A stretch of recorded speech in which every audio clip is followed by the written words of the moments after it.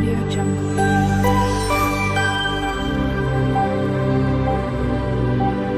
Audio Jungle. Hello everyone, જય શ્રી કૃષ્ણ. મારી ચેનલમાં તમારું સ્વાગત છે.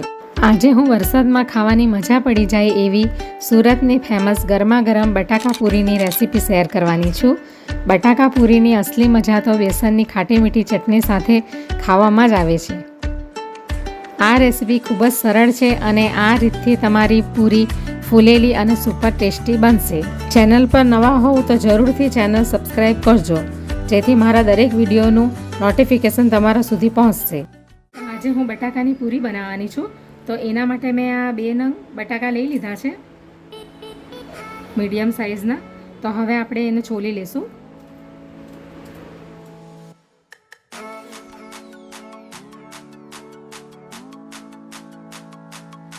તો આ રીતે આપણે બટાકાને છોલી લેશું.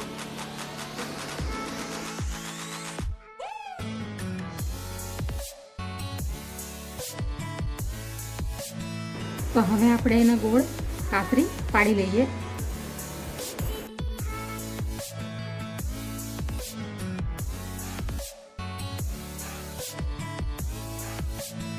આ રીતની આપણે બધી બટાકાની કાતરી કરી લેશું.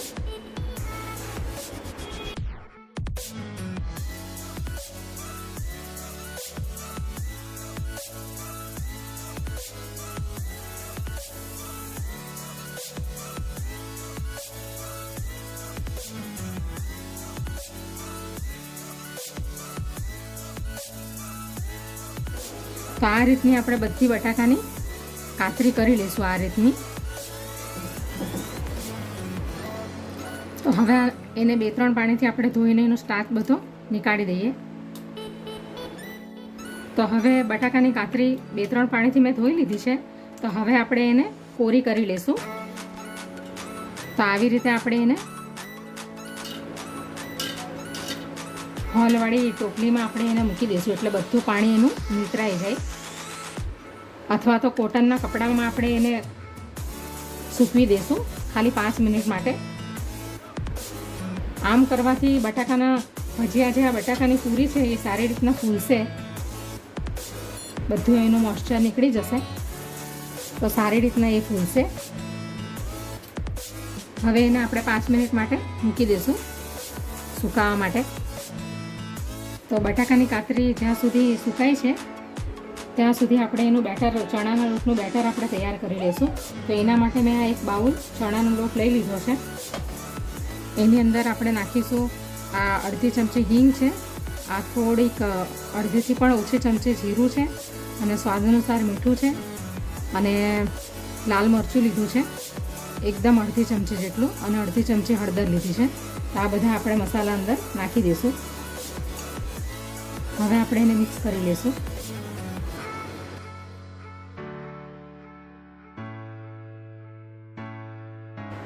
હવે આપણે એનું બેટર તૈયાર કરી લઈએ.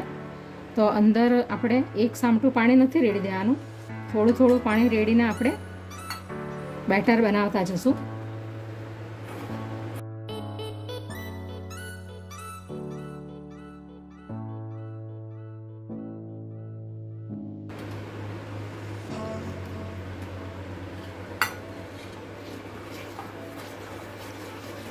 આવી રીતે આપણે થોડું થોડું પાણી ઉમેરતા જશું.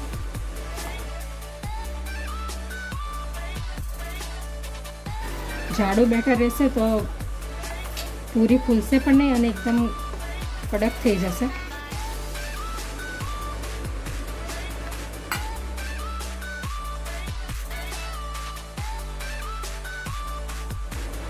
તો આ રીતનું આપણું બેટર હોવું જોઈએ. આ રીતનું એકદમ જાડું પણ નહીં અને એકદમ પાતળું પણ નહીં.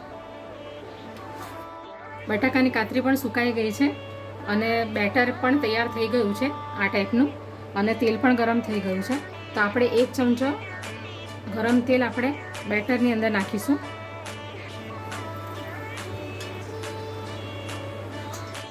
હવે આપણે એને મિક્સ કરી લઈએ.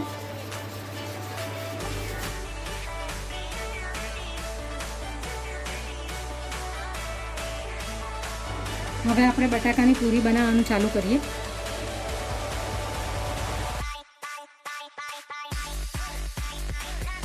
અને ગેસની ફ્લેમ આપણે મીડિયમ જ રવા દઈશું. આપણે પહેલાં તેલને ગરમ કરી લઈશું બરાબર, અને પછી આપણે એને મીડિયમ ફ્લેમ પર મૂકી દઈશું. આ રીતે આપણે એને ડુબોળીને તેલમાં ફ્રાય કરી લેવાની છે.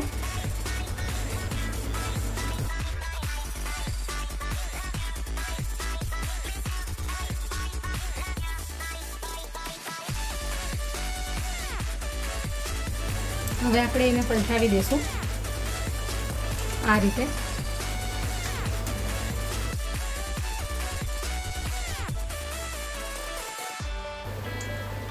તમે જોઈ શકો છો કે પૂરી આપણી ફૂલાવા માંડી છે, અને એની અંદર મેં સોડા બાયકાર્બ પણ નથી નાખ્યો.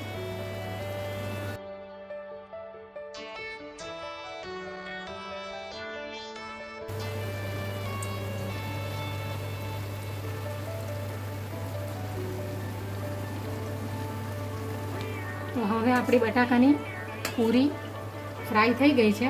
તો હવે આપણે એને કાઢી લઈશું.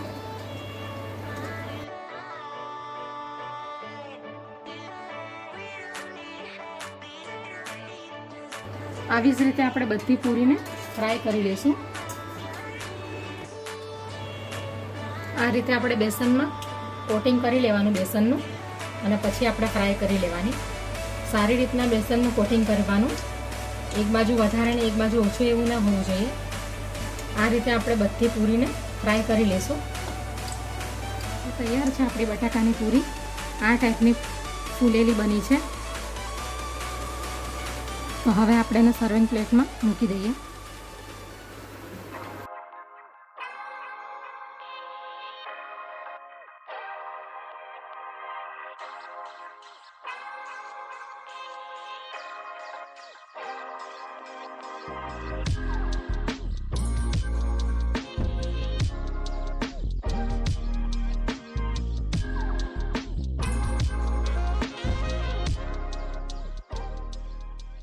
Audio Jungle.